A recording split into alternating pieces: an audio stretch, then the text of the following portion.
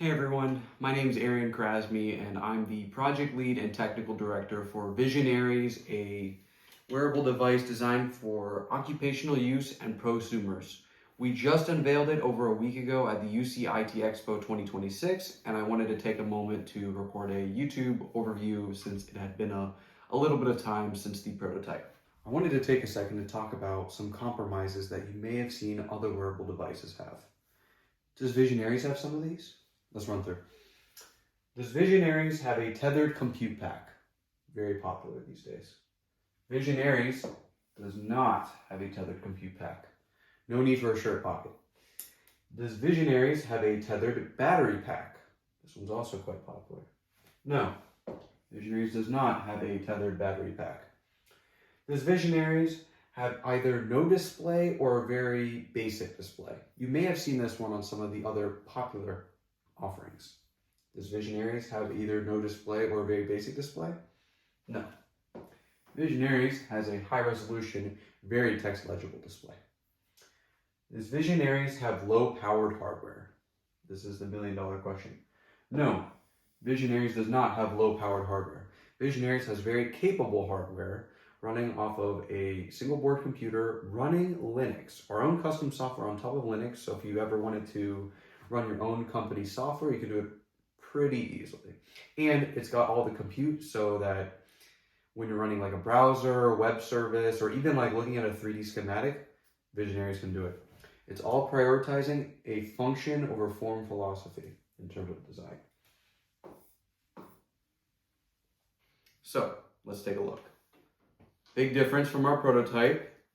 It's a little crazy looking, but it's a lot better. So let's review the hardware here. On this side, we've got our single board computer. We're typically using a Raza 02 Pro, but for demonstration purposes, we have the Raspberry Pi 5 with 4 gigabytes of RAM. We have a Circ touchpad for navigation. We have a Sony ECX 336C micro display that's 640 by 400 right in front of your eyeball. That's pretty high res, and you can move it like this with this booklight, so it's pretty utilitarian. You feel like you're Iron Man in a sense. We've got a 16 megapixel camera and microphone from Arducam, and we've got a rotary encoder wheel right here for navigation. It even clicks down. On this side here, we've got an amplifier and a bone conduction speaker.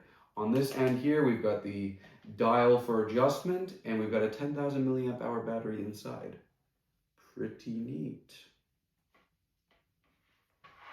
So let's go ahead here. Sorry, buddy. This doesn't typically dangle like that if you have the internal display, of course. Just putting that out there. So we put that on. Okay. Awesome. So put that loop in there. Nice. We are all set. So for our demonstration today, I'm going to have this internal display disabled and I'm going to have it here on the TV so you can go ahead and see what I would typically be seeing on this display. So for this demonstration, I'm going to use our rotary encoder. Provides tactile feedback whenever you rotate. That's how you go through apps. And you'll go ahead and you'll click in order to enter something. So if I want to enter camera here, I'll just click. And wow, that's our camera. How are we looking? Good, I hope. And then I can just hit capture if I want. Bam, and it says captured. So we'll get out of that and we'll go to photo and we'll see all the photos we have from the Expo and from today. If I want to get out of this app, I'll go ahead and hold the rotary encoder wheel. Boom, now I'm out. Now here's my favorite app on Aries, and it's the Chromium browser that we have. It uses Google search, so it's super, super easy. So if I look up cat here,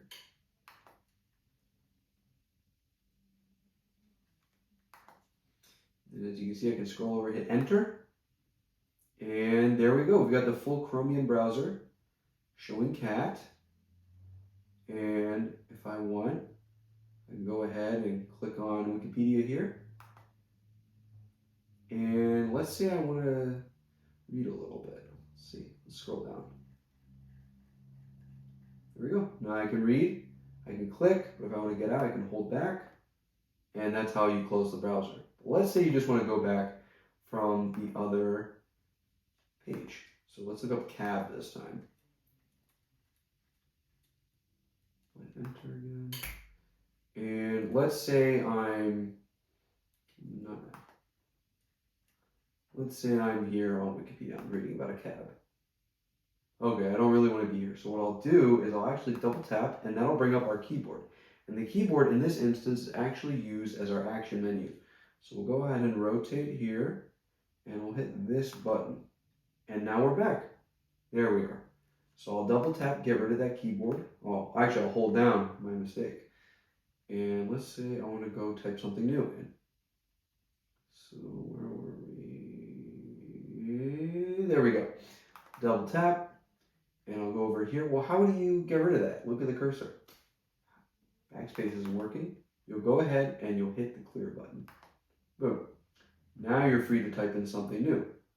Like, I don't know. Let's type in A, B, and C. There we go. We have a whole new thing to look up. We'll hit enter. And there we go. We have our ABCs.